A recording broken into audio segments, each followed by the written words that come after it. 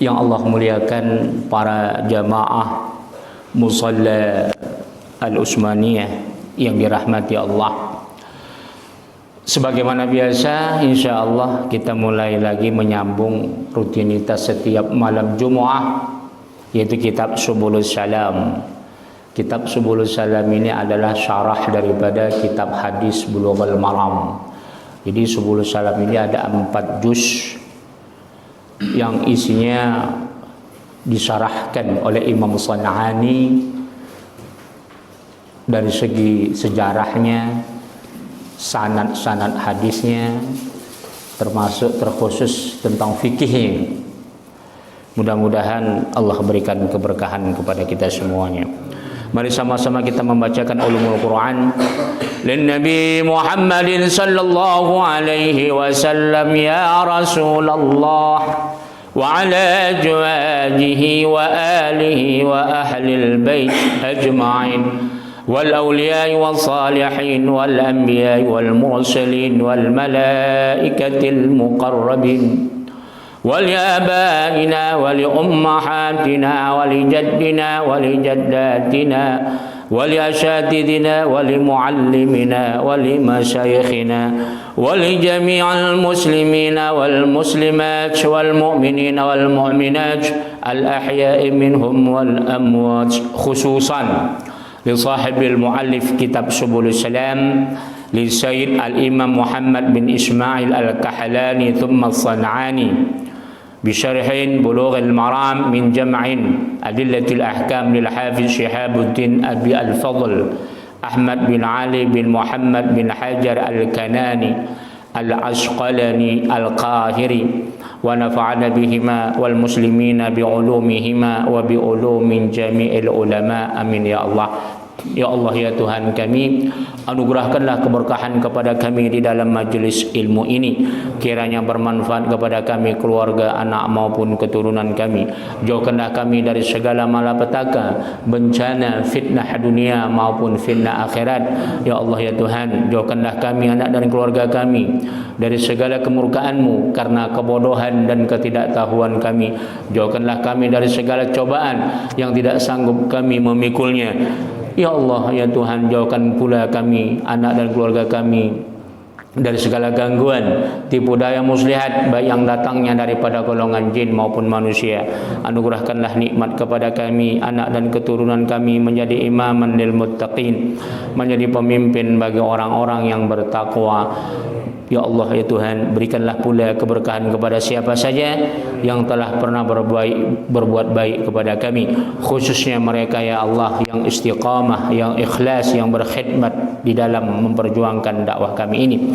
Tinggikan derajat mereka ya Allah fid dunya wal akhirah bi barakati al-Fatihah. A'udzu billahi minasy syaithanir rajim. Bismillahirrahmanirrahim. Alhamdulillahi rabbil alamin.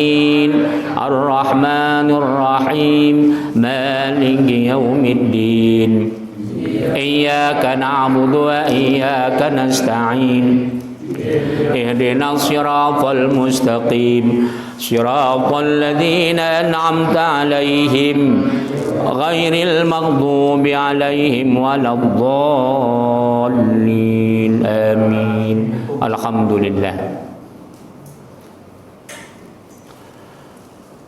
Kita sudah masuk juz yang khusus malam ini, kita juz keempat tentang masalah doa. Bismillahirrahmanirrahim.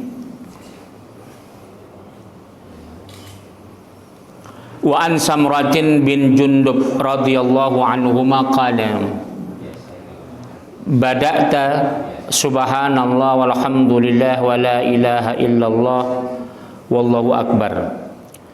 Asalnya ahabbul kalami ilallahi. Jadi bersumber daripada Samrah anak Jundub radhiyallahu anhuma, semoga keduanya Allah redhain. Qala, mereka berkata, dia berkata, qala Rasulullah sallallahu alaihi wasallam, Rasulullah sallallahu alaihi wasallam bersabda, ahabbul kalam ilallah arba'un. ada ucapan yang dicintai Allah, sangat disayang, dicintai Allah. Ada 4. Ahabbul kalam ilallah. Ada 4 ucapan yang sangat dicintai Allah. Ahabbu itu isim tafdhil ya, lebih. La yadurruka bi ayyihinna bada'ta. Maka tidak menyebabkan engkau itu yadurruka, kamu tidak menjadi celaka, tidak susah, tidak memberatkan, tidak menyusahkan engkau. Dari mana saja engkau mulai dari zikir itu. Apa itu? Subhanallah, maha suci Allah, itu pertama. Walhamdulillah, 2. Wala ilaha illallah, tidak ada Tuhan kecuali Allah. Wallahu akbar, dan Allah maha besar. Akhrajahu Muslim, diriwayatkan oleh Imam Muslim. Yani innama kanat ahabbahu ilaihi ta'ala liistimaliha ala tanzihihi wa itsbatil hamdi lahu wal wahdaniyati wal akbariyah. Jadi zikir ini, kata Imam San'ani, kenapa Allah sangat sukai, sangat cintai apabila hambanya mengatakan maha suci Allah, maha suci engkau ya Tuhan, segala puji bagi engkau ya Allah, pujian itu hanya milikmu, dan tidak ada Tuhan yang kami sembah ya Allah kecuali engkau, dan hanya engkau lah yang maha besar ya Allah. Allah Akbar. Jadi subhanallah walhamdulillah wala ilaha illallah wallahu akbar. Maka ini menetapkan adanya pujian-pujian kepada Allah dan mengesahkan Allah dan membesarkan Allah. Jadi ini sudah meliputi seluruh ketauhidan zikir ini. La yadruka bi ayyihinna bada'ta dalla ala annahu la tartib bainahuma. Jadi kalau kata Rasulullah, ini tidak menyusahkan engkau, tidak membuat engkau susah. Dari mana saja kamu zikir boleh. Boleh dari Allahu Akbar, boleh la ilaha illallah, boleh alhamdulillah, boleh subhanallah. Nah, jadi dari zikir yang diajarkan Rasulullah ini kamu mulai dari mana saja boleh. Kan awalnya subhanallah walhamdulillah wala ilaha illallah wallahu akbar. Dibalik boleh. Wallahu akbar la ilaha illallah walhamdulillah wa subhanallah. Jadi dari hadis ini berarti kalau kita berzikir kepada Allah, kita boleh ubah zikir-zikir itu. Sebagaimana kalau dalam Al-Quran, ya ayyuhalladzina amanu udzukurullaha dzikran katsira. Wahai orang yang beriman, perbanyak engkaulah berzikir. Ya banyak, sebanyak-banyaknya. Boleh sebanyaknya. Jadi nggak ada batasnya.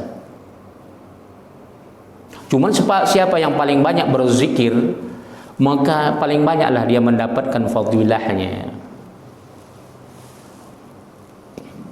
Jadi zikir-zikir ini yang diajarkan oleh Rasulullah SAW maupun zikir-zikir terdapat dalam Al-Quran ini mengandung nilai tauhid. Subhanallah, maha suci Allah, hanya Allah yang maha suci, tak ada cacat. Jadi kalau kita dalam kehidupan kita ada cacatnya, cacat susah, cacat kita karena sakit, cacat kita karena miskin, cacat kita banyak problem yang belum diselesaikan. Apa saja, subhanallah, hanya Allah maha suci. Maka kita sebagai seorang hamba tak pantas kalau kita merasa rendah diri kalau kita tidak dihormati orang. Walhamdulillah, dan pujian itu hanya semata-mata karena Allah. Pujian hanya milik Allah. Pujian kita semata-mata untuk Allah. Maka kita tidak boleh memuji manusia melampaui batas. Ghulu, ya, ghulu itu artinya melampaui batas. Jangan sampai mendewakan pohon, jangan sampai mendewakan jin. Kan banyak sekarang kita mendewakan benda-benda keramat, seolah-olah itulah yang bisa menolong kita.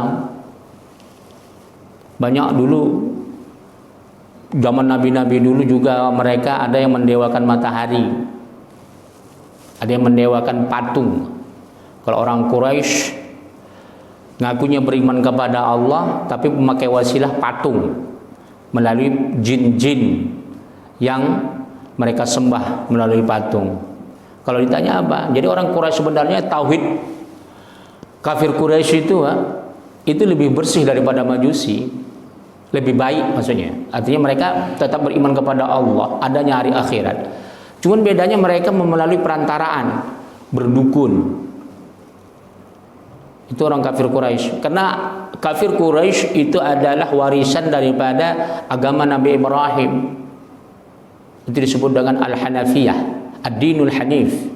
Tapi kalau sekarang setelah Rasulullah Shallallahu Alaihi Wasallam diutus, Dinul Hanif nggak boleh lagi kita bilang agama orang kafir Quraisy, nggak boleh. Dinul Hanif Islam. Cuman sudah diselewengkan ajaran Nabi Ibrahim, udah diselewengkan. Jadi agama itu dulu di Mekah ada 4. Pertama Yahudi, Nasrani, Ibrahim, Dinul Hanif. Yang keempat Majusi, nyembah hantu, nyembah benda-benda. Jadi zikir-zikir ini fadilahnya besar. Di samping untuk menguatkan hati kita, untuk menjaga diri kita, menjaga keluarga kita. Jadi penting zikir-zikir ini diamalkan meskipun kelihatannya sederhana. Kalau dulu orang-orang Yunani, orang-orang peradaban China, mereka untuk bela diri mengasah pedang, ya, mempelajari ilmu bela diri. Kita katakanlah kungfu itu kan asalnya India dulu kan, cuman yang meneruskannya China. Banyak ajaran-ajaran yang dari India akhirnya ditransfer ke diteruskan oleh China, termasuk juga Buddha, Hindu itu kan. Jadi bela diri dulu itu mereka menganggap benteng dirinya. Orang-orang kafir Quraisy gitu juga. Mereka berlomba pacuan kuda, mereka berdukun, mencari kesaktian. Itu untuk menjaga dirinya. Tapi setelah datang Islam, ternyata ketika para sahabat membuang semua kekuatan-kekuatan gaibnya, mereka dulu kebal karena mereka ada jin di badannya, itu dibuang semua. Ketika mereka berdakwah ke sekarang ini Rusia, Pak. Jadi sahabat Rasulullah ada beberapa orang itu dulu sampai ke Samarkand, sampai ke wilayah kalau sekarang Rusia. Itu nggak ada yang, bahkan sampai ke China ada sahabat Rasulullah SAW, bahkan kuburannya ada di China satu orang. Bayangkan ketika itu peradaban China, ilmu kungfunya luar biasa. Tapi adakah sahabat Rasulullah yang belajar kungfu? Mereka masuk ke wilayah China menyebarkan agama Allah, nggak ada mereka itu yang mati dibunuh pakai kungfu. Tapi dengan apa? Dengan zikir, dengan akhlak, dengan kesabaran. Begitu juga di Indonesia, dulu nenek moyang kita yang belum kenal Islam mengamalkan ilmu-ilmu kanuragan dan sebagainya. Ada nggak wali-wali kita belajar silat? Nggak ada. 1-2 ada, tapi itu sifatnya sementara. Kalau yang murni ulama wali Allah tidak pernah belajar silat.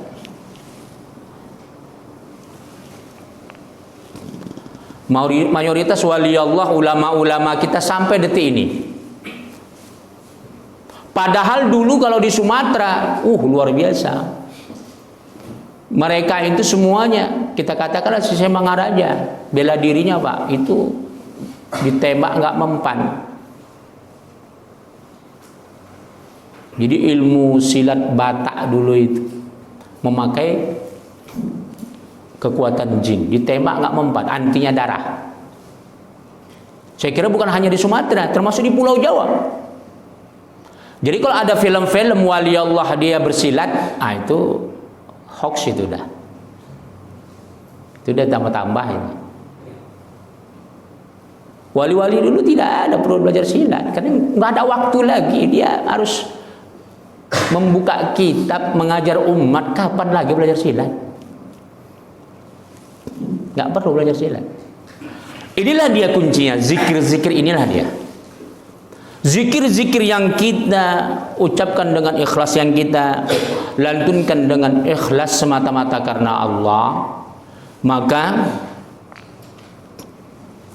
ini akan menjadi pelindung diri siapa saja yang mendawamkannya, siapa saja yang mewiridkannya. Itulah ya, kelebihan dari zikir ini. Namun kadang-kadang inilah dia, budaya di Indonesia, zikir-zikir ini sudah dicampur perkara-perkara mistik. Akhirnya apa? Cukup dia zikir mengatakan la ilaha illallah bisa terbang. Karomah dia gitu ya. Padahal jinnya yang bikin dia terbang. Ya. Jadi ini berbahaya. Itu pentingnya kita belajar, jangan sampai. Kenapa tadi disematkan oleh Rasulullah la ilaha illallah, tidak ada Tuhan selain daripada Allah. Jangan sampai zikir-zikir itu disisipin selain daripada Allah. Ya. Ngakunya karomah, ternyata memakai kekuatan jin. Dia berzikir mengobatin orang, bercampur. Itu pentingnya. Makanya kenapa zikir-zikir itu selalu disematkan la ilaha illallah wallahu akbar. Jadi meskipun sudah berzikir, ternyata kita meninggal, mati, dibunuh, itu syahid. Jadi kalau ada orang berzikir ditembak nggak mati, dipancung nggak mempan, itu berarti nggak, zikirnya nggak betul itu. Berarti udah bercampur dia. Iya. Udah bercampur dia. Karena wali-wali Allah meninggal digantung. Coba lihat Hallaj, Syekh Hallaj itu wali Allah. Siapa yang nggak kenal Hallaj?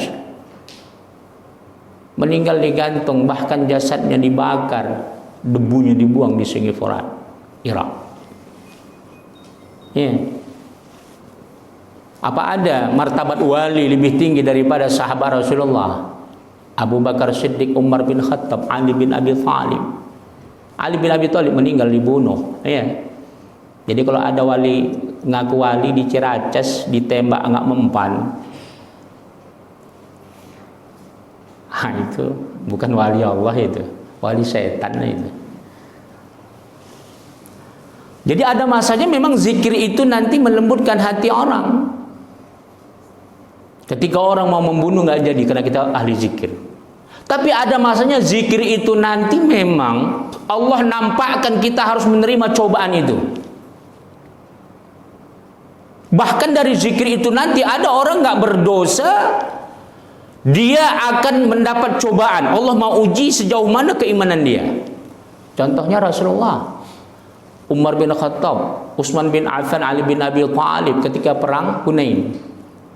Itu kan Rasulullah yang maksum bersama wali-wali Allah. Kenapa bisa kalah? Ternyata Allah bongkar hati mereka. Kata Allah, "Id a'jabatkum katratukum." Di antara sahabatmu ada yang hatinya ujub, bangga karena merasa banyak umat Islam ketika itu 12.000 orang melawan 4.000 orang. Mereka ujub, mereka angkuh, congkak. Bayangkan jihad di jalan Allah saja kita nggak boleh congkak, Pak. Padahal halal sudah. Halal kita memerangi orang yang memerangi kita. Dan itu perintah Allah. Tapi kenapa kalah? Ternyata Allah tak suka. Meskipun kita beribadah, kita berjelas ilmu, tapi kalau ada yang khianat, kita memang berdakwah, sama-sama ikut berdakwah, tapi kalau ada di sekeliling kita yang hatinya nggak bersih, itu akan bisa menimpa diri kita. Bahkan orang yang nggak berdosa duduk di sini pun jadi terfitnah. Sebab ada satu orang yang hatinya kurang ajar. Sebab ada satu orang yang, atau lebih dari satu, yang hatinya tidak ikhlas, yang membuat onar. Begitu juga perang Tabuk. Kenapa paman Rasulullah yang mulia meninggal, terbunuh, bahkan dibelah dadanya oleh Hindun, dikunyah jantungnya, padahal beliau wali Allah. Tahu kenapa? Allah bongkar dalam Al-Quran, ternyata di antara sahabat itu ada yang memfitnah Rasul, ya.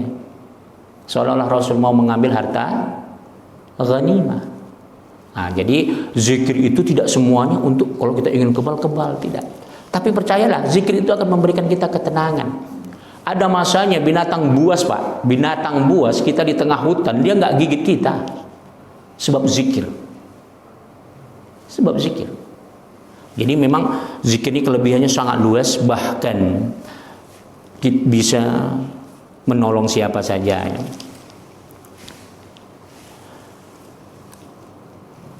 Wa an Abi Musa al-Asy'ari, kita masuk hadis yang berikutnya, bersumber daripada Abi Musa al-Asy'ari radhiyallahu anhu qala, semoga Allah meridhoinya, dia berkata, qala li, berkata dia kepadaku, siapa? Rasulullah sallallahu alaihi wasallam, ya Abdullah, wahai Abdullah ibnu Qais, ala adulluka, maukah engkau kutunjukkan ala kanzim min kunuzil jannah, mau enggak kamu aku tunjukkan amalan yang dia itu fadilahnya seperti gudangnya daripada surga. Apa itu? La haula wa la quwata illa billah. Tidak ada daya dan kekuatan. La haula. Tidak ada sedikit pun daya upaya kita kecuali kekuatan itu milik Allah. Bayangkan, la haula wa la quwata illa billah. La haula wa la quwata illa billah. Tidak ada daya upaya kita, kekuatan itu melainkan milik Allah, hanya Allah. Muttafaqun alaih. Ya, ini hadis sahih yang diriwayatkan Imam Bukhari dan Muslim. Jadi ini diantara zikir-zikir yang luar biasa, ya. Kemudian wa an Nu'man bin Bashir radhiyallahu anhu an Nabi sallallahu alaihi wasallam qala, bersumber daripada Nu'man anak Bashir, semoga Allah meridhoinya, bersumber daripada Rasulullah sallallahu alaihi wasallam, inna doa, sesungguhnya doa itu huwal ibadah. Doa itu ibadah. Jadi jangan meremehkan doa. Doa itu ibadah. Arwahul arba'ah, diriwayatkan oleh 4 orang. Al-hadis wasahu at-Tirmizi. Hadis ini disahihkan oleh Imam at-Tirmizi. Wa yudallu lahu qaulu ta'ala ud'uni astajib lakum. Hadis ini menunjukkan bahwasanya menjawab daripada firman Allah Subhanahu wa taala, wahai hambaku, kata Allah, ud'uni, minta kamulah kepadaku, astajib lakum, akan kukabulkan apa yang kau minta. Tsumma qala innal ladzina yastakbiruna an ibadati sayadkhuluna jahannama dakhirina wa. Jadi orang yang tak mau berdoa itu sama artinya mereka adalah sesungguhnya orang-orang yang mereka itu takabur, congkak daripada hambaku, akan Allah campakkan ke dalam neraka jahannam. Jadi kalau ada orang yang tidak mau berdoa, berarti dia sombong. Udah. Begitu juga ada orang yang berdoa tapi dia campur. Dia minta sama Allah tapi dia campur.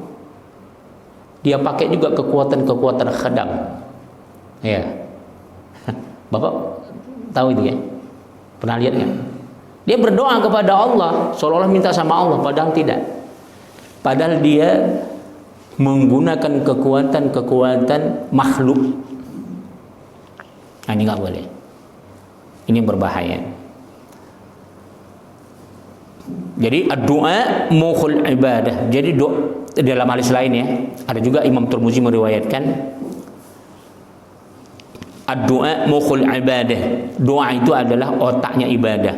Jadi kalau ada orang beribadah terus nggak pernah berdoa, berarti kalau manusia nggak ada otak gimana dia? Pincang, ya. Artinya tak sempurna dia sebagai manusia. Jadi ibadah kita nggak sempurna kalau nggak ada doanya. Jadi doa ini meskipun bentuknya amar, perintah, tapi minal adna ilal a'la, dari bawah ke atas, artinya memohon.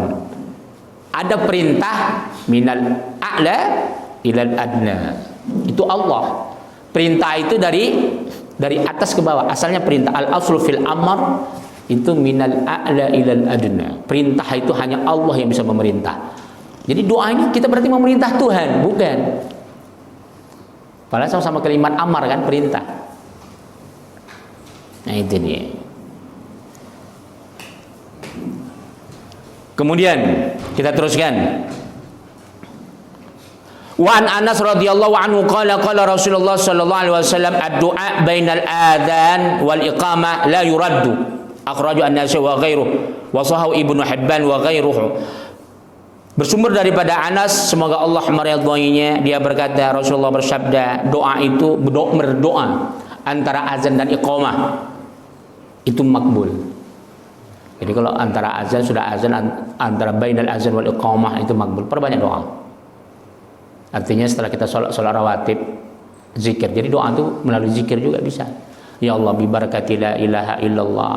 Aku bisnis hari ini ya Tuhan. Anugerahkanlah keberkahan bisnisku. Allah.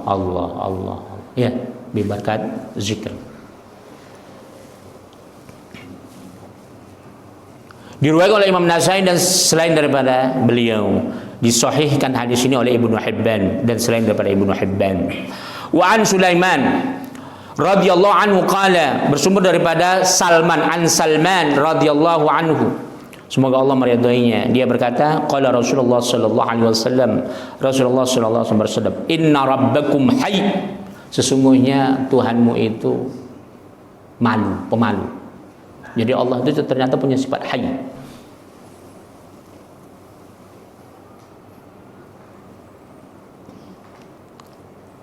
Karimun yastahi min abdihi. Allah itu maha mulia, yang dia itu apa malunya, min abdi, dari hambanya, idza rafa'a yadayhi, apabila dia mengangkat tangannya, ilaih la yarudduhuma sifran. Dia udah ngangkat tangan, Pak, begini aja, udah nggak mau, artinya dia sudah tidak mau menengadahkan tangannya, atau dia ngangkat tangan tapi dia tidak mengusap mukanya, seolah-olah doanya menentang doa. Nggak mau dia mengusap mukanya, atau sama sekali dia tidak bentangkan tangannya. Tapi kata Rasulullah ini, idza rafa'a yadai, apabila dia mengangkat kedua tangannya, ilaih, kepadanya, la yarudduhuma sifran, kembali kepada nol lagi. Artinya dia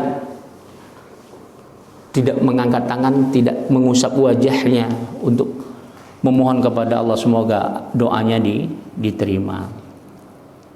Ya, jadi tangannya itu nggak benar dia mengangkatnya, nggak benar ngangkatnya. Suka-suka deh, ya udahlah. Gini. Maka kata Rasulullah apa? Yarudduhuma, kedua sifran, sama saja seperti dia tidak berdoa, nol. Jadi nggak serius dia ngangkat tangannya, nggak serius. Ini sudah pernah kita bentangkan cara-cara doa ya di dalam tafsir Qurtubi. Ada doa itu memang nanti ada masanya doa tidak angkat tangan, tapi ada doa itu nanti begini. Maka doa yang nanti ini disebutkan dalam sini, ada hadis lain lagi Rasulullah Shallallahu Alaihi Wasallam yang bersumber dari Ibnu Abbas. Rasulullah itu sampai mengangkat tangan sampai kelihatan ketiaknya. Itu khusus ketika Rasulullah minta istisqa, hujan. Iya. Bagaimana doa yang biasa? Wa akhraj Abu Daud wa ghairuh.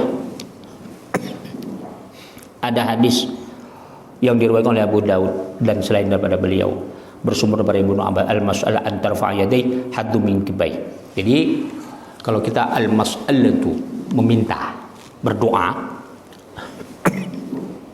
kata Rasulullah bersumber dari Ibnu Abbas, angkat dua tangan, udah, haddu min kibai, setara dengan ini ya, kecuali kalau tertentu istisqa, Rasulullah sampai begini nampak ketiaknya, itu khusus.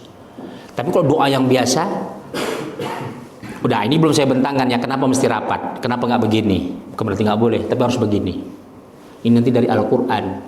Jadi angkat tangan itu jangan sampai ada orang memahami seolah-olah kalau kita ngangkat tangan begini Tuhan itu di atas. Bukan. Ini Allah kiaskan. Innal ladzina kafaru. Jadi Allah sebutkan dalam Al-Qur'an itu kabasiti kaffai ilal ma liyablugha fahu wa ma huwa bibalighi. Orang kafir, orang tak beriman kata Allah, dia itu berdoa sama seperti dia mengangkat kedua kafin tangan, Pak, ke air. Lalu dia minumkan, tapi dia tidak genggam. Makanya dari ayat itulah, meskipun nanti dalam hadis ada disebutkan ad-dammul kaffai itu sanadnya dhaif. Tapi di dalam Al-Quran tidak terbantahkan lagi. Allah sebut kaffai ilal ma liyablugha fah, nggak akan ada begini ngambil air. Udah, liyablugha fahu. Jadi doa itu mafhum mukhalafah dari ayat Al-Quran, maka beginilah doa itu. Dilengketkan, bukan berarti nggak boleh begini, tapi begini. Kemudian ukurannya apa? Haddu min kibai. Kalau menurut hadis ditambah lagi setara dengan pundak. Haddu min kibai. Ya, wal istisqa an tashira bi asba'in wahidah. Rasulullah pernah sholat istisqa itu ketika minta hujan, doanya terlalu tinggi, kemudian dia angkat satu jari. Udah, itu wal ibtihal, dia berdoa antamudda yadaika jami'an, menyuruh supaya sahabat semua ketika ngikut Rasul supaya ngangkat tangan semua.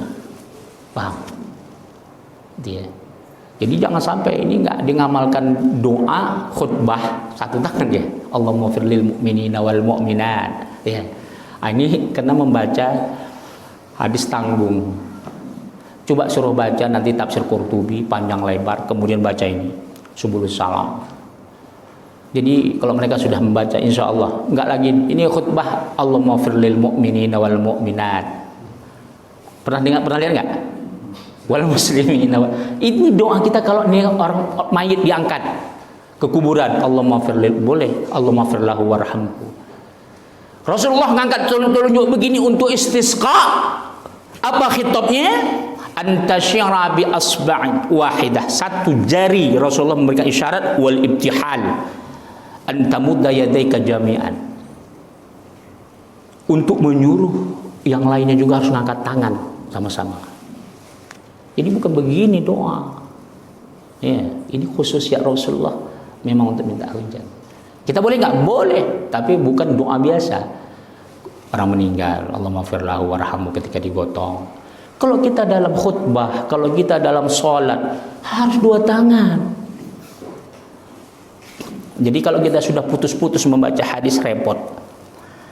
Ya kan? Satu lagi hadis yang terakhir. Wa an Umar radhiyallahu anhu qala kana Rasulullah sallallahu alaihi wasallam, bersumber daripada Umar bin Khattab, semoga Allah meridhoinya. Dia berkata, adalah Rasulullah sallallahu alaihi wasallam idza madda yadayhi, apabila dia mengangkat kedua tangannya fi doa, lam yaruddahuma, dia tidak lepaskan tangannya hatta yamsaha bihima wajhahu, kecuali kata Umar bin Khattab dihapus wajahnya, mengusap. Jadi ada pernah dengar nggak orang membantah nggak ada menghapus wajah, termasuk sholat. Habis sholat nggak ada tuh basuh apa katanya ngusap wajah. Ini perlu belajar lagi nih. Perlu belajar. Kemarin ada baru beberapa hari yang lalu ada sangat terkenal. Beliau memperhatikan sholat tapi salah. Akhirnya kita luruskan karena dia suka menyalahkan orang. Terkenal sekali, ada videonya. Saya bilang ini cara letak duduk tawaruknya saja salah, letak tangannya pun salah. Ditambah lagi dia mengajarkan sujud sahwi, Pak. Sujud sahwi setelah salam boleh. Satu pendapat mengatakan, Tapi dia menganjurkan bukan doanya subhana man la yanamu wa la yasu. Subhana rabbiyal a'la wa bihamdi. Bukan berarti nggak boleh, boleh. Saya udah ajarkan itu. Tapi jangan sampai dia menafikan perintah pokok dasar daripada sujud sahwi itu subhanallah man la yanamu wa la yasu. Ditantang saya sama muridnya, jangan ini katanya, jangan tahu mengkritik tapi enggak bisa ngasih contoh. Saya bilang VT saya ini kan itu langsung connect ke YouTube. Coba kamu lihat dulu tata cara sholat 4 mazhab Ahlussunnah wal Jamaah. Udah bertahun-tahun kita ajarkan. Silahkan, itu saya ngajarkan pakai kitab. Coba lihat. Nah, termasuk ini. Nggak ada itu doa pakai hapus-hapus wajah habis sholat, nggak ada. Nah, coba lihat nanti videonya tentang sholat. Kita sudah ajarkan sholat dari A sampai Z. Ada nggak? Itu dia. Ini akhraj at-Tirmidzi, ya, diriwayatkan oleh Tirmidzi dan Abu Daud. Hadisnya hasan, jadi martabatnya sahih. Wallahu taala alam bisawab. Silakan kalau ada pertanyaan. Fadhal. Assalamualaikum warahmatullahi wabarakatuh. Salam. Mungkin ini kekurangan saya di mana pada saat saya sholat dipimpin dengan seorang munafik. Pada saat dia berdoa, saya tidak mengikuti doa dia, bahkan saya tidak akan pernah mau mengangkat tangannya. Karena saya beranggapan, buat apa saya berangkat tangan kepada orang yang mendoakan dan orang itu munafik gitu. Sendiriannya tidak benar gitu menurut saya. Itu bagaimana hukumnya buat saya? Satu itu. Kedua, dengan pertandingan teknologi, sekarang kan Jepang sudah menciptakan matahari. Cina Cina ya. Cina sudah menciptakan matahari. Sementara itu adalah bagian dari pengembangan orang-orang Jepang. Itu bagaimana juga hukumnya Ustaz? Bagi orang yang menyerupai atau menciptakan menyerupai utama Allah. Itu aja Ustaz. Gitu ya. Salam. Alhamdulillah, Allahumma shalli ala sayyidina Muhammad. Jadi kalimat munafik itu levelnya tinggi ya. Tidak boleh kita sembarangan menuduh orang munafik. Boleh jadi mungkin orang itu tidak beradab ya. Tapi bukan berarti munafik. Boleh jadi nggak beradab. Boleh jadi mungkin orang itu fasik. Tapi bukan berarti munafik itu paling tinggi adalah mereka yang terang-terangan menentang daripada rukun Islam dan rukun iman. Sanksinya dalam Al-Quran itu in tastaghfir lahum sab'ina marrah aw lam tastaghfir lahum, sama ada engkau 70 kali meminta ampun kepadaku kata Allah ataupun tidak, takkan kuampunkan. Bahkan sanksinya Allah sebutkan dalam Quran, jangan kau berdoa di atas kuburan. Jangan kamu berdoa di atas kuburan orang munafik. Allah tolak langsung. Itu dia. Jadi kita nggak boleh menuduh orang munafik. Boleh jadi mungkin orang itu tidak beradab. Ya kalau kita mau ikuti doanya nggak apa-apa. Kita niat baik saja. Bahkan doa orang fasik juga boleh kita aminkan, nggak apa-apa. Tapi tidak sunnah. Tidak sunnah.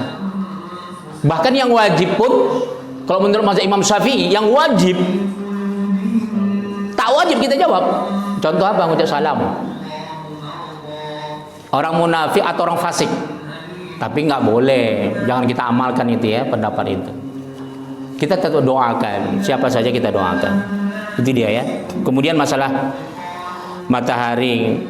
Saya kira buatan Cina itu hanya teknologi saja, tapi kan kekuatannya terbatas. Itu kemampuannya juga kan terbatas. Terangnya juga kan terbatas. Kemarin itu kan saya dapat videonya itu. Ketika mereka naikkan itu matahari buatan itu kan nggak, terangnya biasa saja, nggak sampai beda. Nggak usah kan tengah hari gitu ya. Matahari jam 9 saja pun tidak. Nggak mampu gitu. Udah gitu kan energi yang mereka ciptakan itu kan punya limit. Inqita'ul muddah. Expirednya kan punya nggak begitu panjang, nggak begitu tinggi. Buatan manusia berapa lah? Kan mereka buat dari nuklir ya. kekuatannya yang sangat tinggi, tapi juga itu terbatas. Terbatas wilayah yang mereka tempatkan. Kalau matahari kan seluruh dunia, seluruh wilayah. Kecuali memang bumi kena bulat, jadi tidak semua langsung dapat semua. Jadi tergantung kepada waktu dan ukurannya, zonanya. Dan jauh sekali ya. Saya kira 20% aja nggak ada dibandingkan matahari. 20% aja nggak ada. Itu hanya ya mereka membangga-banggakan teknologi canggih, lampu bisa menerangi tempat-tempat yang tidak bisa terjangkau. Ibaratnya begitulah ya. Dan saya kira itu apa namanya, kreasi al-ibda'iyah itu bagus ditingkatkan. Jadi kalau China itu dari hal perkara yang sedikit sampai parutan bawang aja pun mereka bisa kreatif. Kreatif sekali. Dari parutan bawang sampai mengupas timun, sampai memasak, sampai makanan. Padahal yang dia makan, mereka makan, kita makan. Kita katakanlah kita makan udang, makan buah laut, kepiting dan sebagainya. Tapi mereka bisa mengolahnya dengan luar biasa. Begitu juga Jepang. Maka kita berlomba-lombalah untuk menciptakan ibda'iyah, kreasi. Ini kita rata-rata orang Arab, orang Indonesia ibda'nya lemah sekali, dhaif. La qimata lah. Intouch apa namanya? Kualitas kita itu untuk berpikir sesuatu tentang kehidupan ini lemah sekali. Itu ya. Coba mereka sampai perkara-perkara sederhana, kelambu saja macam mana sekarang sudah mereka ciptakan dengan sangat sederhana tapi unik dan sebagainya. Jadi kita penting fastabiqul khairat, kita berlomba-lomba dalam kebaikan. Di antaranya ibda' itu ya, kreasi, ibda' teknologi, ibda' al-fikr, ibda' bukan hanya masalah agama saja. Jadi seharusnya kalau ulama dia berpikir tentang keagamaan, tentang bagaimana benteng umat, sebaiknya yang mereka kita yang jurusan bukan agama berpikirlah tentang kreasi itu. Jangan gara-gara sementang duduk di majelis ilmu dia engineering, tapi otaknya nggak pernah digunakan. Ya sudah, pagi sore siang malam dia dipakai untuk dikontrak untuk membangun sebuah gedung dan sebagainya. Itu saja yang dipikirkannya. Kalau bisa jangan begitu. Maka kita harus bisa berpikir lebih dari itu. Wallahu taala alam bisawab. Silakan, ada yang lain. Fadhal. Assalamualaikum warahmatullahi wabarakatuh.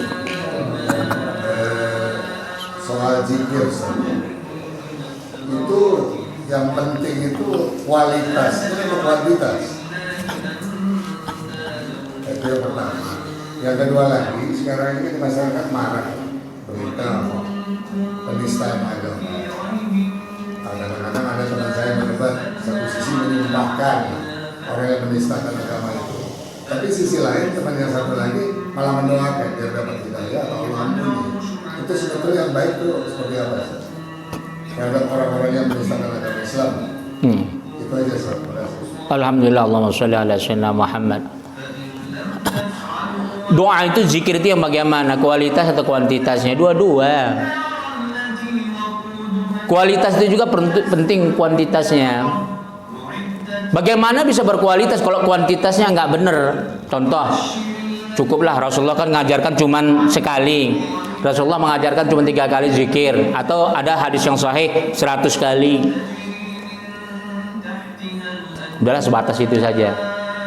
Sebatas zikir-zikir yang ada, dia nggak mau menambah. Maka ini akan merembet kepada kualitasnya. Seberapa banyak kita bersedekah, maka sebanyak itu pula lah Allah anugerahkan keberkahan. Seberapa banyak kita berzikir, maka sebanyak itu pula lah Allah akan tingkatkan lebih lagi. Apa namanya? Fadilah mumayyizat yang Allah berikan kepada kita. Jadi kualitas dan kuantitas nggak bisa dipisahkan. Maka zikir itu terus diperhalus. Pertama, kalau di sini kemarin yang pernah kita jabarkan, ada zikir, banyak ya zikir itu. Ada, cuman kita sekarang terfokus kepada zikir lafaz dulu ya. Jadi zikir lisan dan zikir qalb. Lisan dan hati harus dilatih terus. Jadi kalau zikir mata, zikir telinga, zikir hidung, zikir kaki, itu jangan enggak dulu kita jabarkan. Itu nanti. Khusus untuk zikir lafaz, usahakan harus dua-dua, zikrul qalbi, zikir jantung,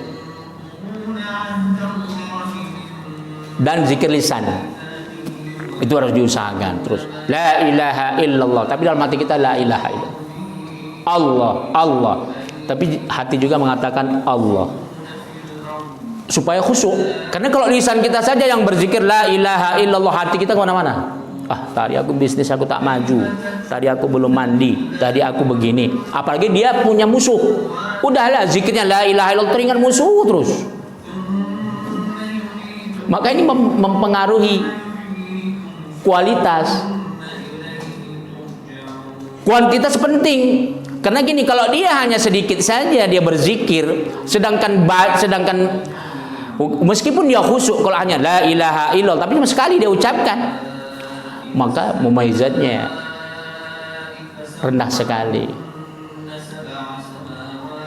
Maka barang siapa yang dia menggali sumur lebih dalam, dia akan, kata Rasulullah, dia akan mendapatkan lebih dalam lagi air itu. Makanya ibda'u bima bada Allah, kata Rasulullah. Allah akan mendahulukan siapa yang pertama kali terus dia ingin membersihkan hatinya, terus dia berzikir ya. Kemudian tentang penistaan agama. Tentang penistaan agama ini bermacam-macam levelnya. Kalau sudah level masalah Nabi dinistakan, itu hukumnya berat. Itu dia ya, hukumnya berat. Maka dia harus dipidana.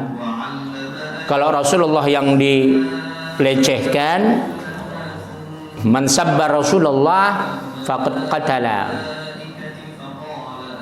kama qala Rasulullah sallallahu alaihi wasallam. Jadi barang siapa yang menghina Rasulullah itu halal darahnya. Cuman ketika negara itu tidak ada hukum pidana mati, maka negara wajib memberikan pidananya. Masalah hidayah, ya kita tetap mendoakan hidayah siapa saja. Rabbuna yahdihim, semoga Allah berikan hidayah kepada mereka. Makanya la tasubbul ladzina yad'una min dunillah bighairi ilmin fayasubbullaha bighairi ilmin. Maka kita nggak boleh, kata Allah, menghina Tuhan-Tuhan mereka. Nanti mereka akan mencela Tuhan kita tanpa ilmu. Makanya jangan sampai ada, ini pendakwah-pendakwah kita kan ada yang menghina-hina agama mereka, walaupun mereka dulu asalnya dari agama mereka. Itu nggak boleh. Kita boleh bicara itu dalam forum ilmiah yang jangan sampai direkam orang, jangan sampai ke publik. Itu sifatnya adalah teologi, berbicara filsafat, bicara ilmiah, forum-forum terbatas, bukan untuk dipublikasikan.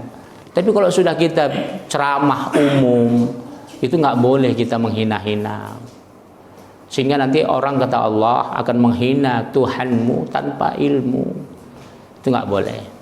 Jadi memang kita itu udah lingkaran setan ya, di Indonesia lingkaran setan. Jadi saya udah malas nanggapinnya, udahlah.